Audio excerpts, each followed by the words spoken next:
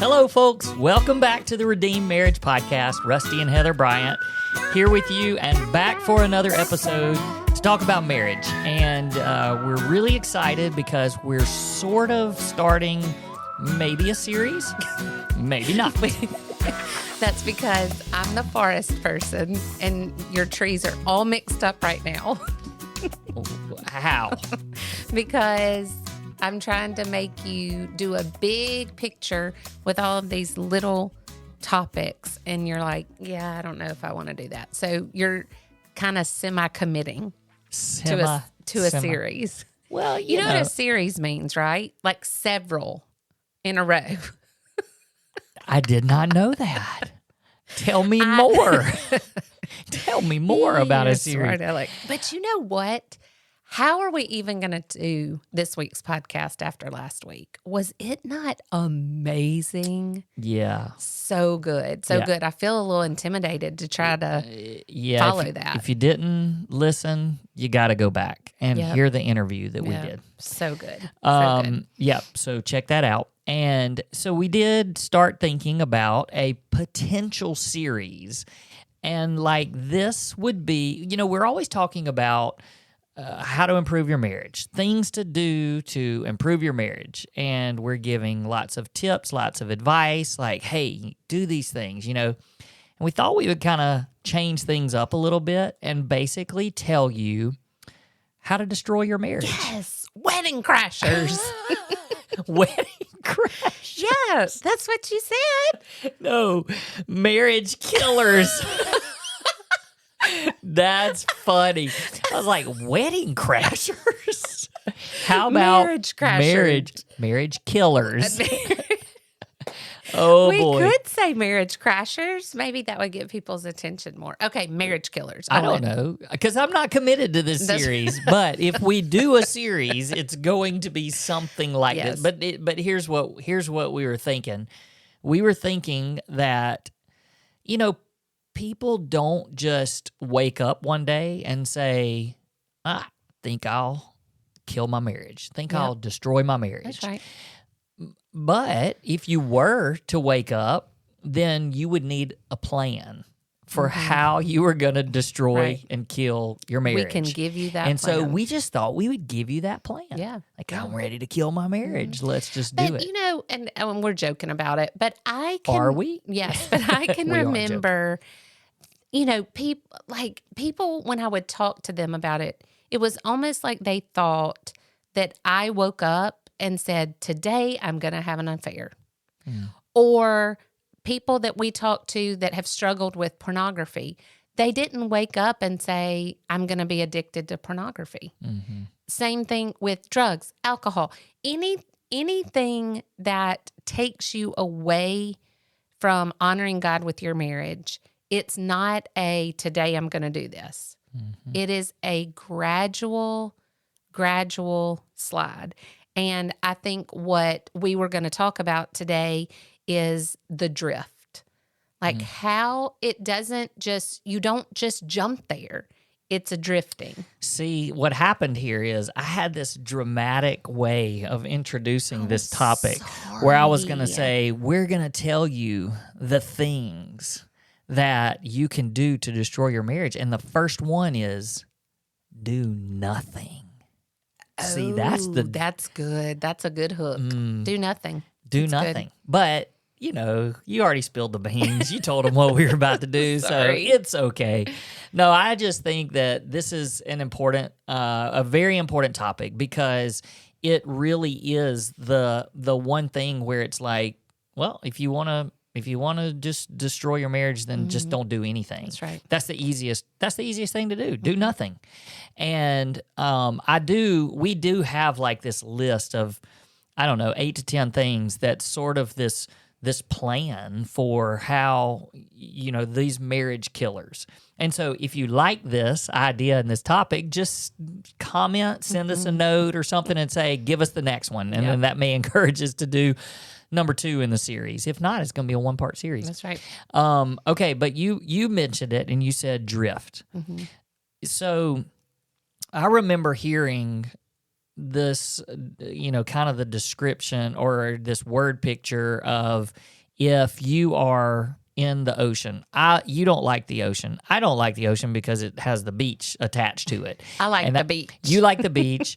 I do not like the beach, but when I have to go to the beach, I do like the ocean because I can make some activity out of it, and I would rather be doing something.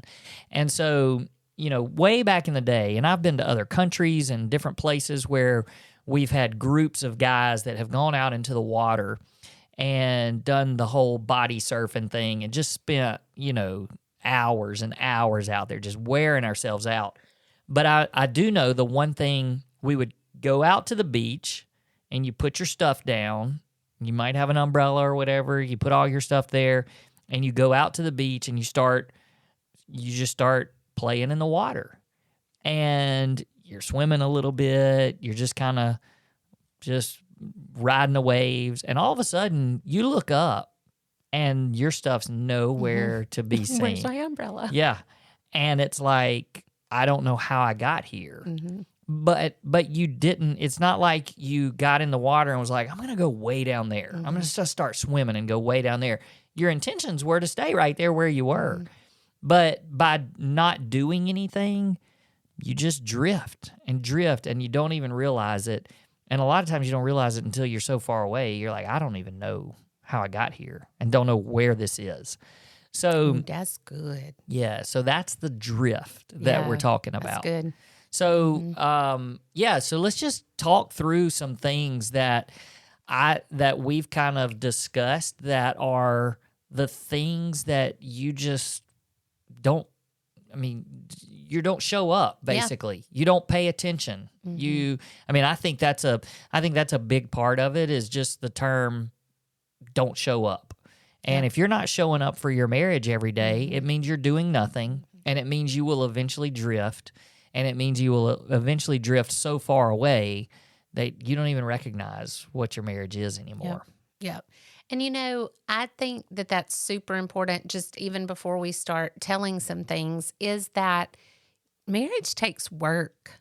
Like, it is not just natural, easy. It might be in the first little bit, but it takes a lot of hard work. And so if you get in that mindset of, I'm just going to go with it and we'll be fine. Well, if you're not putting in the work, that's where the drift happens. And so I just think that that's real important. And, when you were talking to me about this topic, the first thing I can look back and see ways that I drifted. I didn't know I was drifting, just like you just said. And even when I realized I was drifting, I convinced myself I wasn't.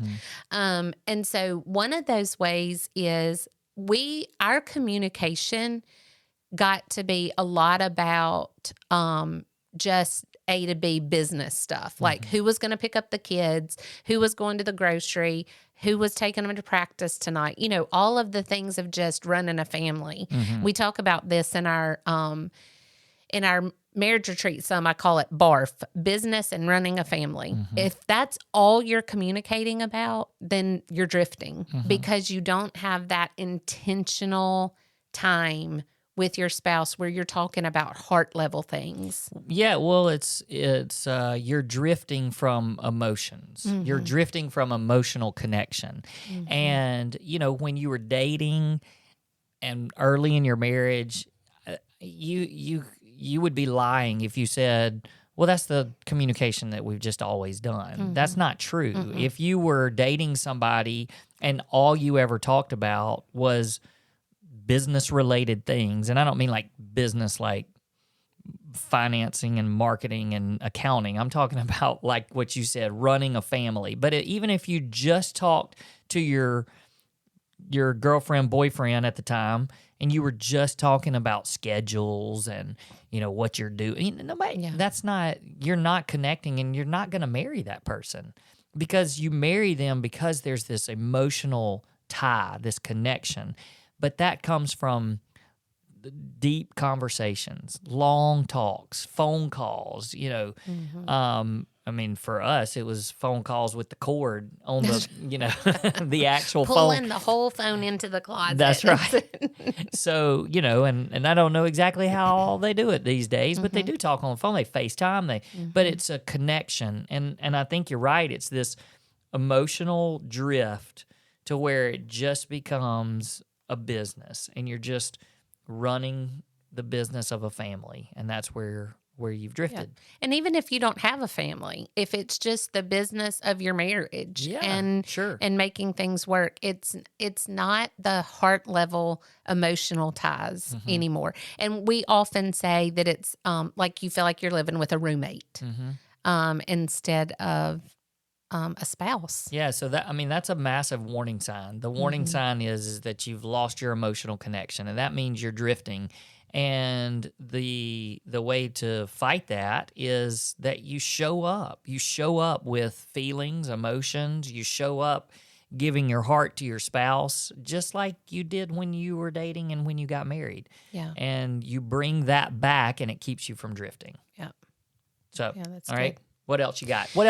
Okay, the other one, the second one I thought about that I remember doing is other relationships became more important to me than my relationship with you.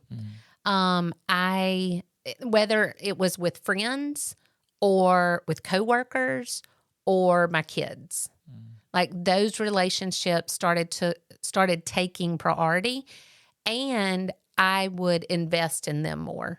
Now, hear me say that everyone needs friends. Everyone needs friends of the same sex. Everyone needs friends. And if you have kids, you have to be a mom and you have to be a dad. Like, it's not like all other relationships can go away. But your relationship with your spouse has to come first and has to be prioritized. And I can remember having lots of, times where I would go over to a friend's house and watch TV late at night, or we would have girls' nights, which girls' nights are fine. It's a balance. Yeah. And making sure that balance is there. But if all of your joy and all of your excitement goes to those other relationships, then you're drifting away from the relationship with your spouse. Like, I have a best friend, and there are lots of times where I'm like, I have to tell her this. But bottom line is, Rusty Bryant, whether you like it or not, you're my person. And if you cannot say that about your spouse, that you're my person, like, I would rather tell you something above anybody else. Now, are there certain things that my girlfriend is going to respond to better than you would? Sure. And you would be like, okay, but I'm real excited to tell her because of that. Yes. And do my kids, do they get first dibs on parts of me? Yes. But there is nothing that happens in my day that I wouldn't want to say, oh, I can't wait to tell Rusty about this. Or making sure that we have nights where it's just me and you. And that has to be priority. Yeah, I think where the drift happens is when one or both of you just kind of get to that place where you just say over and over, yeah, it's fine, or it's no big deal, or because, this feels like one of those things that it's an action that you're actually doing. So you would think, well, that's not really drifting and doing nothing. Well, it is, because you're not showing up more for your marriage. You're just doing something else, and it becomes it's fine, it's no big deal. And, then it grows into something more and more and more. And eventually you've just drifted away from your spouse because you're drifting, or you're not just, you're just drifting towards other people, because that's just how you're bending, and that's what you're bent towards. Yeah. It's good. Yep. Do you have one, or do you want me to do another one? Yeah, keep on coming. Another one that we were really bad at, and I think we gradually got here, is not talking about things because we wanted to avoid conflict. Like, just, nah, I'm fine. Or, just keeping things to yourself. You used to, you tell people that you felt like you were walking on eggshells. Yeah, well, that one really is doing nothing because I mean, in a relationship where you're living with somebody, you're living with a spouse, and there's going to be conflicts, there's going to be tension, there's going to be things. But if you just get to a point where you're just like, I'm not dealing with that, I'm doing nothing. I just want to keep the peace. I'm just gonna do nothing. Then you're going to eventually drift because you stop practicing how to, for lack of better terms, fight fair. And that's part of being married is learning how to resolve conflict. And, some of the best connections in marriage come from conflict. And how do we do it different and how do we move on from here? But when you just get to that place of complacency where it's like, I'm just not even gonna, I'm not dealing with this. Or what you used to do is you would just say you were sorry. So we would quit talking about it. Yeah. Because you knew you couldn't win. Right. Like there was really no discussion. So you would just be like, you know what? Yep. I'm sorry. Sorry. Moving on. And drift we go. Yeah, exactly. Exactly. Did you ever feel like you were doing our marriage or our family or any of that alone? Like I know that could be a warning sign is, gosh, I feel like I'm doing this all alone. Like maybe a spouse is unengaged, unengaged, whatever. Disengaged. Did you ever feel that way? Well, I did feel like you kind of had these roles, or we each had these roles, and it was like, you do this, you do your thing with the kids, you do your thing, to help keep the marriage moving along, but we're not going to do it together. And so it was almost like, I could go to work and maybe you were being the person that was taking care of the kids or running the house or whatever. And then I came home and it was like, okay, now it's you, that that sort of thing. So I don't know that I ever felt like I was alone. I just never, we definitely started drifting towards, we're not on the same page anymore. And even I would even say that we weren't on the same page, and people are going to go, well, no duh, but moral decisions and things that, convictions we had about things. And we couldn't even really talk about that because we were so far apart when it came to those kind of things. And so I don't know that I ever felt like, well, gosh, I'm alone. I'm just the only one doing anything. Because like I've said before, you were a good mom. And there were a lot of times where I felt like you were a good wife. But that was, even looking back on it, it was sort of weird because I've always wondered, well, were you just trying to maybe divert my attention from what you were doing? And so you wanted me to think that you were still a good spouse, that sort of thing. So it was there were some weird dynamics like that, but I really think it was more of just, we're not on the same page anymore. We don't believe the same things. We don't think the same things. We had different values. Very different values. And what was important. And so, I even think about, and our kids were young. And look, there's I don't know, I don't want to go too deep in the weeds here, but I just even feel like if we were able to, and again, what happened the first 9 years our kids were, so the affair happened when one was 9 and one was 5. And sometimes I think about those young ages, and even though the infidelity had not happened, we were not who we are today. Right. And of course that happens in marriage. I mean, you either grow or you get worse. I mean, and so we, now that we've grown to who we are, sometimes I think to myself, man, what we would have been we were good parents, but I think, man, what if we could do that part of it over, with little kids?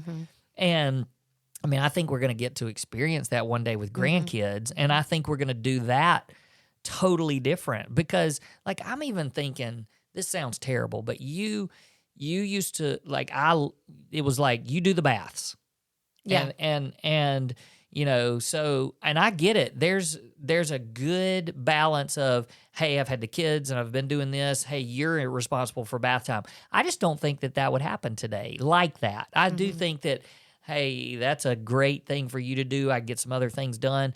But I don't know that it would be one of those things where it would be like, this is your job, this is my job, you do this, I do that. I really think we would just be more of a team. Yeah. Where it would be, we're going to have fun doing this stuff together. Mm-hmm. And yes, you have to divide and conquer. Sure. Like, I get it. Yeah. And we continued doing that even when they were 9 and 5, and well, we were growing and getting that better. Today with you do the dishes while I go fold these clothes. Yes. But, Yeah. but I just think that we were just not a team. And today that would be so much more of a mindset.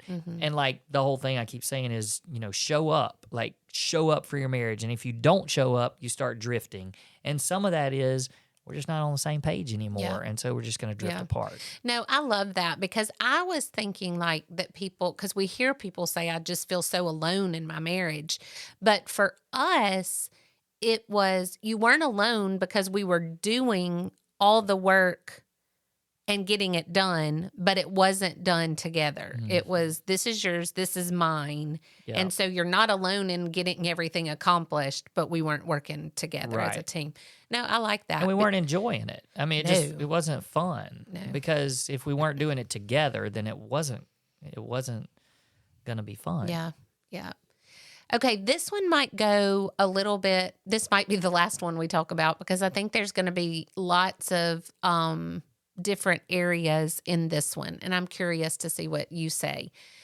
In the area of trust, that is definitely an area that I can look back and say I've drifted. It wasn't just like you woke up one day and didn't trust me.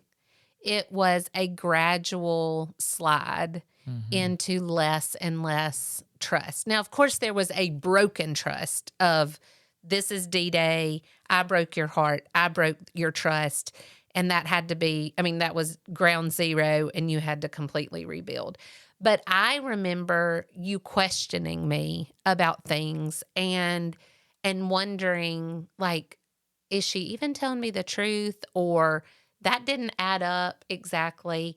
And so, you know, you want to be trustworthy and believe your spouse when they say things. But I definitely feel like that was probably an area where it was a gradual drift for me.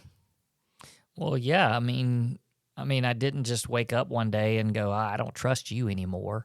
I think that there, like you said, there was the obvious bomb drop to where it was, I don't trust anything about you right now.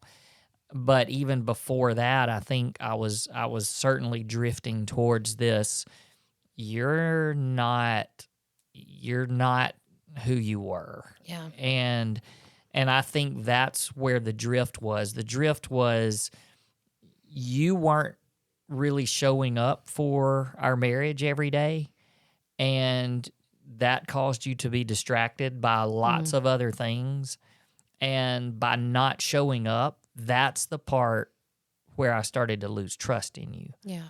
Because if you're showing up every day in your marriage and you're being intentional, then there's going to be mutual trust, because all the things we talked about, you're on the same page, you know, you're spending time together, you're being a team, all of those things happen, and they just all builds trust. But if you're just doing nothing and you're not being intentional, you're not showing up for your marriage, then you're going to drift. And a part of that drift becomes, yeah, you're not a safe place anymore. I don't trust you. And then you just get in this hamster wheel of, well, if I don't trust you, then I'm not going to open up emotionally to you. And so then you drift there. All these other areas we've everything talked about. else. And, you know, and look, and we're not going to be physically intimate, because that doesn't work when you're not trusting somebody. And so then it all just, when you drift, the drift it starts affecting every single one of these things.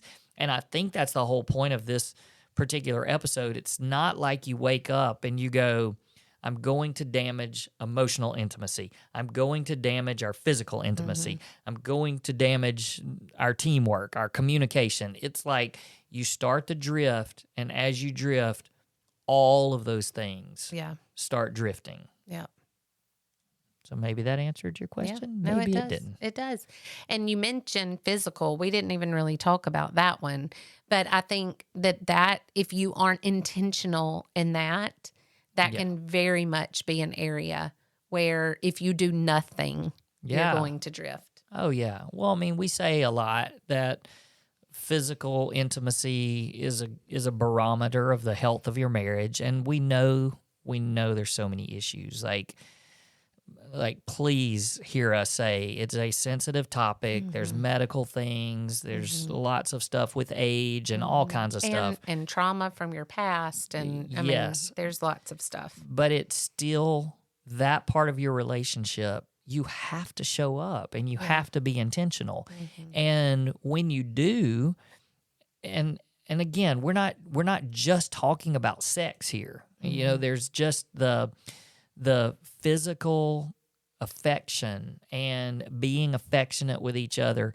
And when those things, when you're taking the time to be intentional, then you can't help but grow closer together. You're not going to drift if, and I think, to be honestly, for us, what did I say? You said to be honestly. To be honestly, to be honest, I think that for us, you know,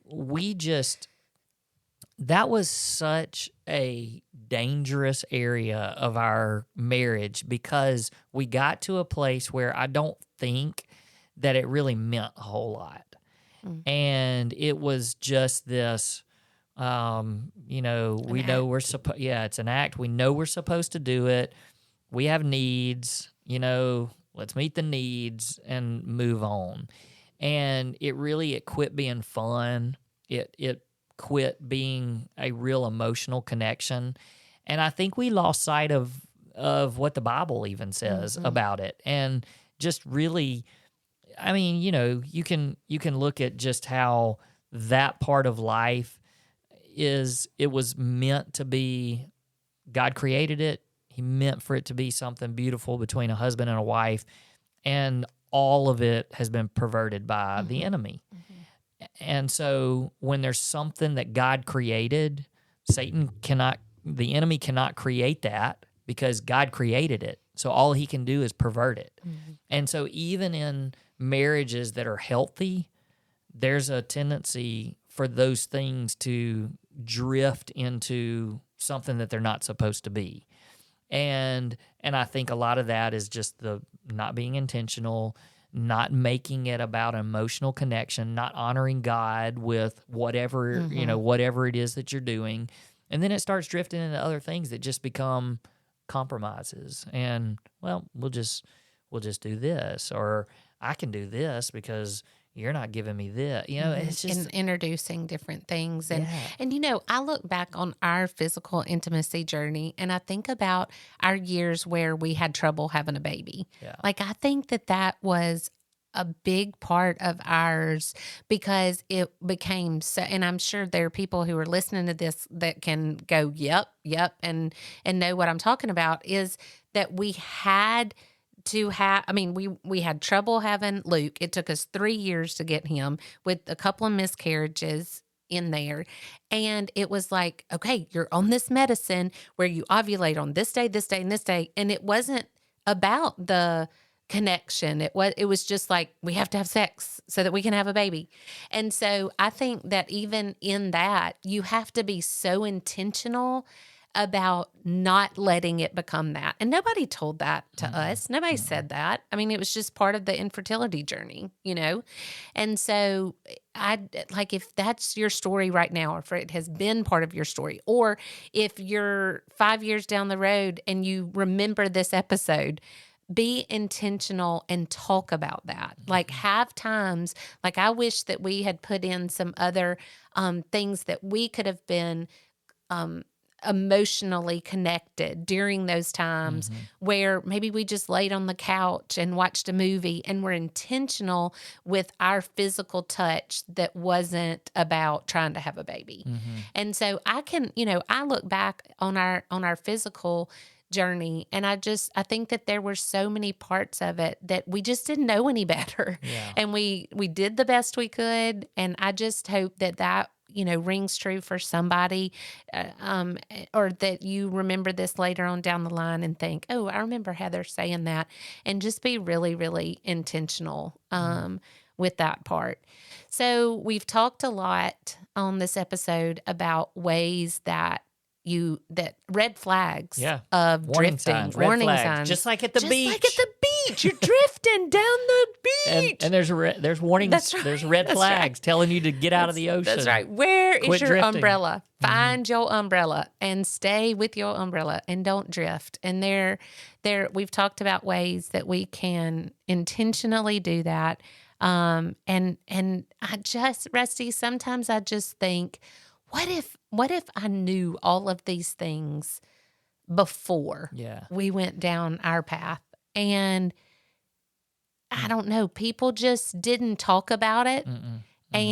Or maybe I thought I had it all together and wouldn't have listened to a podcast like this. Maybe it's a combination of both. I mean, I'm thinking the same thing. I don't know why this one has kind of stirred a lot of that up in me too. Just thinking about, like, I wouldn't trade. We just say this all the time. We wouldn't trade who we are today. And it took what it took. And we followed God's lead, and we got to where we are today. But I kind of think about, like you're saying, these people that are maybe younger than us, or maybe they haven't gotten into some of these situations yet. And, they just happen to be listening to a podcast about a couple that has been restored and redeemed from infidelity, and they're not there. But that's perfect. Like, this is the kind of thing that I wish that we had been intentional about and we had learned, because, man, I just think about like 25-year-old and 30-year-old Rusty and Heather with the knowledge that we have today. Yeah. Oh my gosh. I mean, how incredible would our marriage have been back then? Yeah. And I mean, I even think about like the journey of through the infertility and just not being able, and that we didn't even, you said it, but we didn't know how to handle it. So it just became, even that felt almost like selfish, and we got to have a baby, and everybody else is having a baby, and we weren't in this place of like, whatever, God, that's right, we're in this together. Whatever happens and wherever God leads us, we know that's the plan and the path He has for us. But we weren't there. It was like, we got to have a kid. And that's right. And I don't know. I mean, you don't know what you don't know. You don't. And I never want to go back and say, gosh, I mean, there are things that you go, gosh, I wish we could do that differently. But I also know our testimonies are exactly how they're supposed to be. It's a product of what we've been through. That's right. And our poor kids, we pour onto them like, listen, because we feel like we have so much more knowledge of if we had only known this. And so we pour into them and are like, just, take it from us. You know, that's like Penny always said, you can take the class or you can take the field trip. And we really, really, really want you just to take the class. Yeah. But I know that, even our boys say that some of their friends listen to this podcast and that are maybe almost married or thinking about getting married or young marrieds. And guys, just don't drift. Yeah. Just keep your umbrella in sight. Yeah. And wake up every day and just, I'm showing up today. That's right. I'm showing up for my marriage today. That's right. And I know it's time to go, but I will say there are people listening to us that's our age or even older. It's not too late. No, it's not too late. It is not. Don't think, we missed it too. No, you didn't. We're living in that. That's right. We're living in that grace. We're living in that. We failed and we didn't fall into despair. We fell into this ocean of grace. That's right. And that's what God's allowing us to live out here in the back half of our marriage. That's right. And yeah, it's an amazing and wonderful and beautiful thing. So it's never too late to start. So, all right. Hey, thanks guys for listening, and we'll see you next time. Peace.